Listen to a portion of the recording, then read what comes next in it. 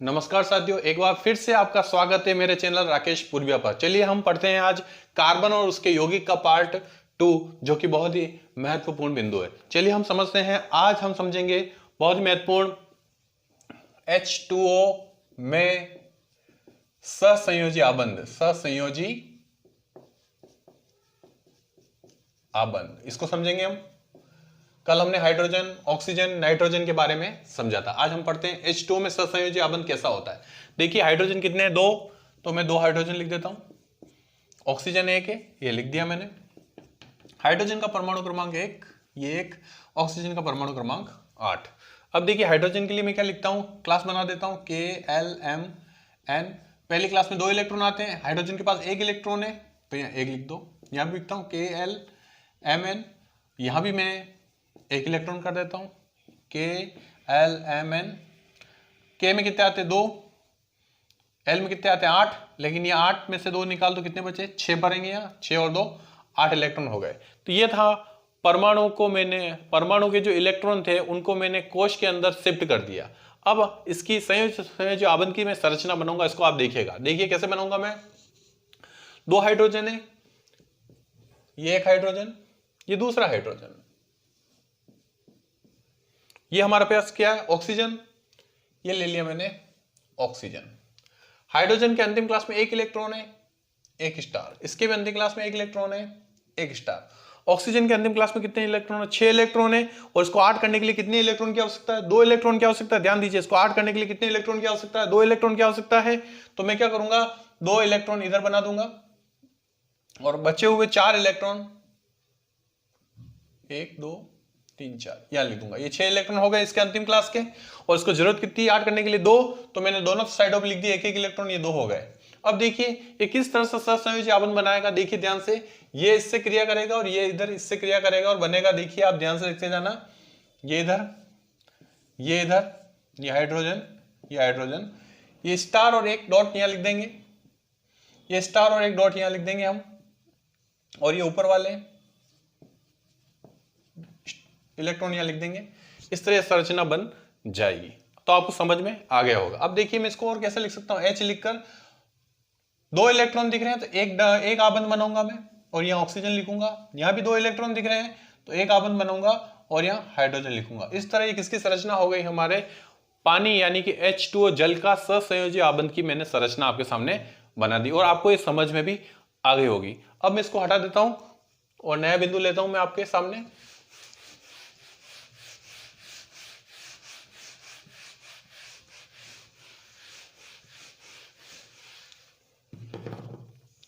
देखिए आगे हम लेते हैं सहसंयोजी आबंध होते हैं, उनके जो भौतिक गुण होते हैं वो क्या होते हैं?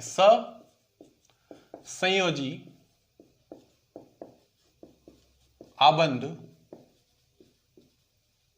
के भौतिक गुण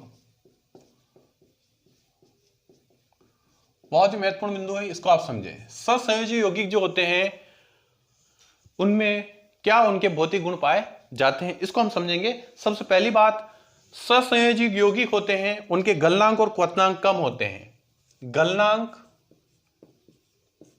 व क्वथनांक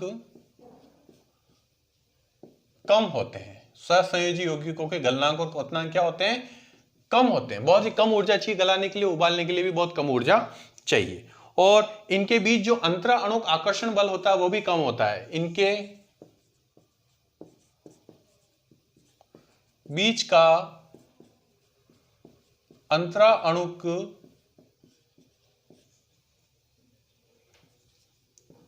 आकर्षण बल बहुत कम होता है।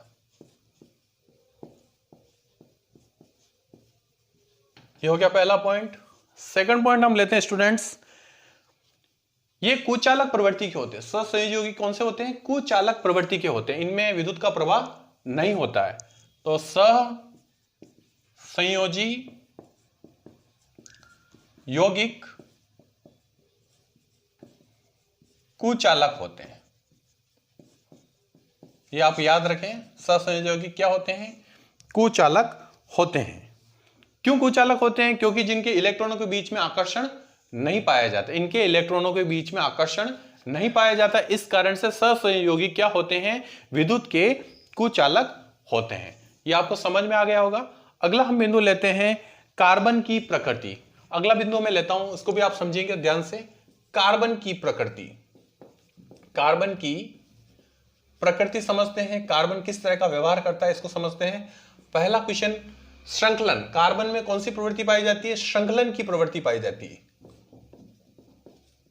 श्रृंखलन होता है कार्बन में, क्या पाया जाता है, श्रृंखलन। श्रृंखलन से तात्पर्य है कार्बन लंबी शाखित श्रृंखला बना सकता है, लंबी श्रृंखला भी बना सकता है, शाखित श्रृंखला भी बना सकता है, और रिंग नुमा यानी कि वलय जैसी श्रृंखला भी बना सकता है। तो पहली कार्बन की प्रकृति कैसी होती है, कार्बन में श्रृंखलन पाया जाता है, श्रृंखलन होता है, यानी कि कार्बन लंबी चेन बना सकता है, शाखित संरचना बना सकता है, और वलय यानी कि रिंग जैसी संरचना भी बना सकता है।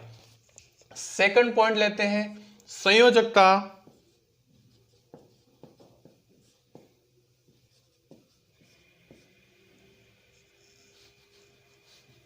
कार्बन में चतुर संयोजकता पाई जाती है।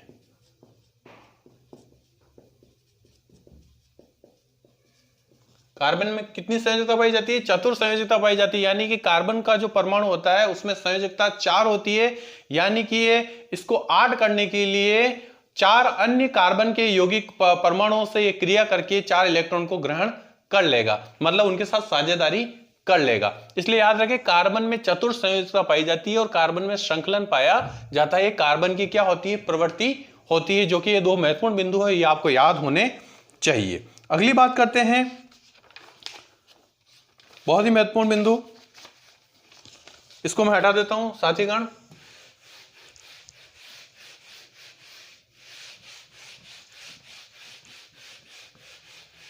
इसको आप ध्यान से समझिएगा।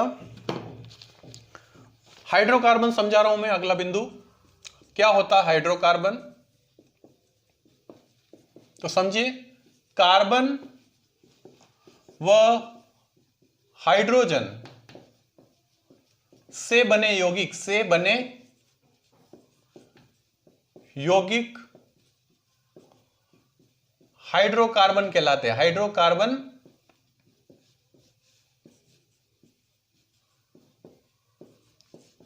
तो कार्बन और हाइड्रोजन से जो यौगिक बनते हैं वो क्या कहलाते हैं, हाइड्रोकार्बन यौगिक कहलाते हैं। अब जो हाइड्रोकार्बन यौगिक होते हैं वो 2 तरह के होते हैं। कितने तरह के होते हैं, 2। तो हाइड्रोकार्बन यौगिक होते हैं कितने प्रकार के होते हैं वो आप समझिए। हाइड्रोकार्बन यौगिक 2 प्रकार के होते हैं। एक होते हैं संतृप्त हाइड्रोकार्बन और एक होते हैं असंतृप्त हाइड्रोकार्बन।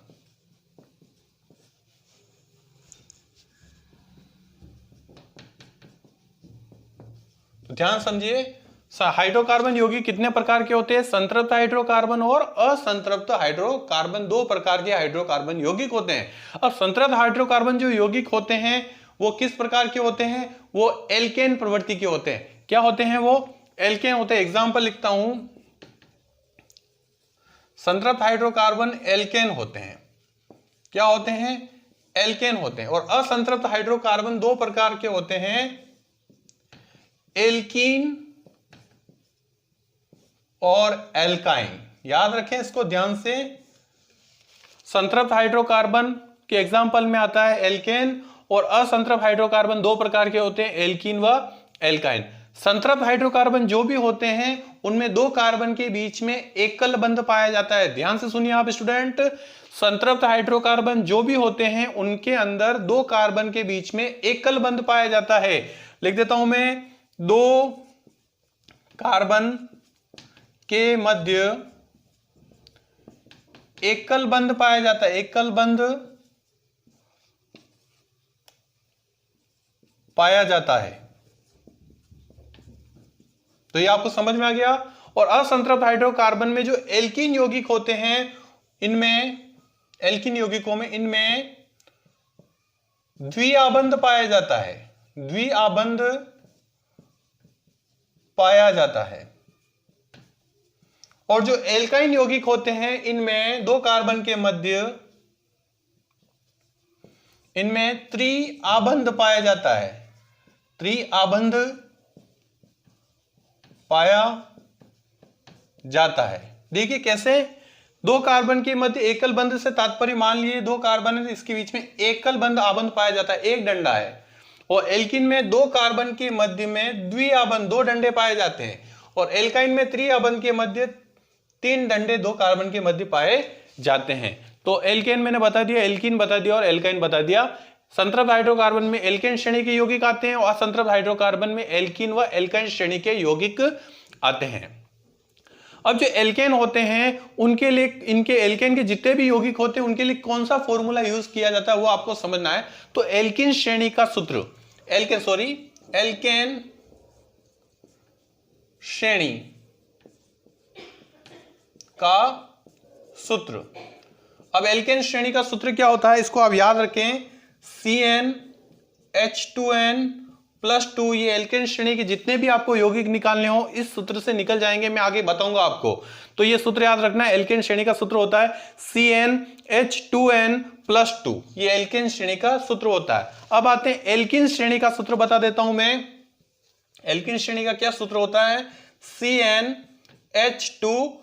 ये है एल्किन श्रेणी के जितने भी आपको यौगिक निकालने उसके लिए यह सूत्र यूज किया जाता है। और एल्काइन श्रेणी के लिए सूत्र याद रखें, मैं यहां लिख देता हूं CnH2n-2। एल्काइन श्रेणी के जितने भी आपको यौगिक निकालने हो तो इस सूत्र के माध्यम से उन यौगिकों को निकाल सकते हैं। इस प्रकार से स्टूडेंट ये था हाइड्रोकार्बन, कार्बन व हाइड्रोजन से बने यौगिक हाइड्रोकार्बन कहलाते हैं। ये दो प्रकार के होते हैं, संतृप्त हाइड्रोकार्बन और असंतृप्त हाइड्रोकार्बन। संतृप्त हाइड्रोकार्बन में एल्केन श्रेणी आती है, असंतृप्त हाइड्रोकार्बन में एल्कीन व एल्काइन श्रेणी आती है। एल्केन श्रेणी में दो कार्बन के मध्य एकल बंध पाया जाता है, एल्कीन श्रेणी में दो बंध पाए जाते हैं, एल्काइन श्रेणी में तीन आबंध पाए जाते हैं। एल्केन श्रेणी के लिए सूत्र ये है, एल्कीन श्रेणी के लिए भी सूत्र बता दिया मैंने और एल्काइन श्रेणी के लिए भी ये मैंने फॉर्मूला आपको बता दिया है। हम आगे जो नेक्स्ट वीडियो आएगा उसके अंदर हम इसी के आगे के बिंदु को समझेंगे। पार्ट 3 के अंदर इसको मैं आगे लेके चलूंगा और इसके बारे में मैं आपको विस्तार से बताऊंगा। तो साथीगण आज के लिए इतना ही, कल फिर मिलते हैं एक नए वीडियो के साथ में। धन्यवाद, जय हिंद, जय भारत।